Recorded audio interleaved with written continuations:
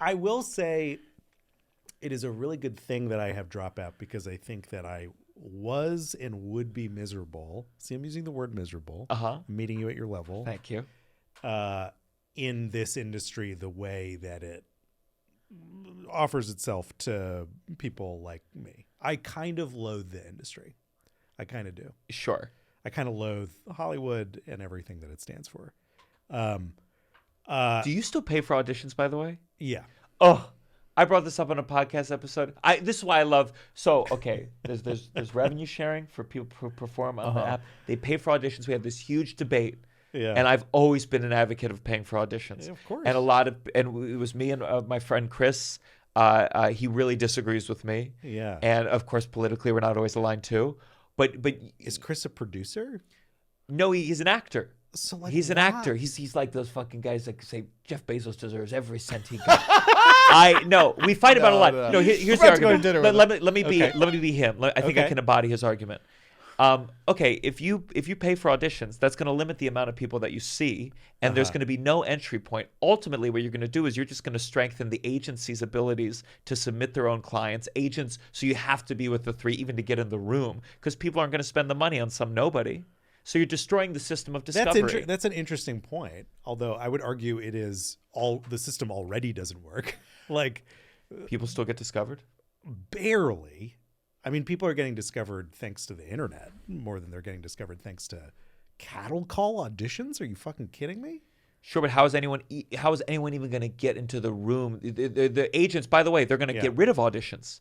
Ultimately, we're going to create this for a system is where it's direct offer, because they go, I don't want to fucking pay, $3,000 to find out this role.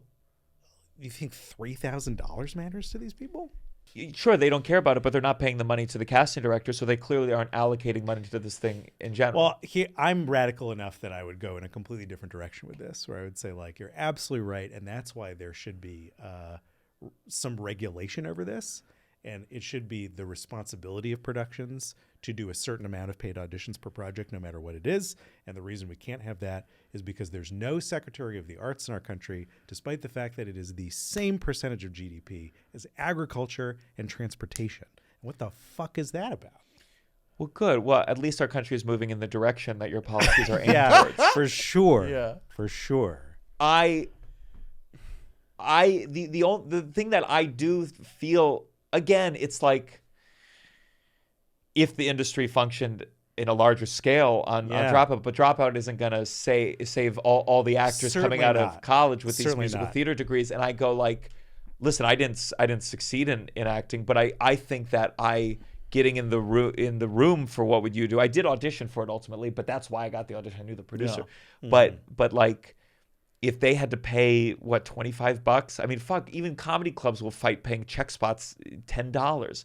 I mean, people will fight. Sure. People will penny pinch. It's called penny pinching for a reason, even if it's pennies. Sure. You know, I think if what you're saying is that like commercial interests will ultimately like dictate how this works if there's no regulation, like I agree with you at the same time as I would say, and I say this to whoever asks, a little too much, where my business partners are like, you also have to say that we're moral and nice. Yeah. That is also true. There is a commercial interest in being everyone's favorite shop around to work for. Like, absolutely. I've been singing praises. 100%. We are everyone's, we are a lot of comedy people's favorite shop around. We pay the most out of anybody they work with, in a given month. They pay more than we pay more than other professional gigs that they've done. I had a small part in a network television show, and it was dwarfed. Yes. And I was at that show for a week. Yeah. Which is to say there is a good commercial reason to be that shop. Like these days we're able to open a lot of doors. Downside. You're listening to The Downside. The Downside. With Gianmarco Soresi.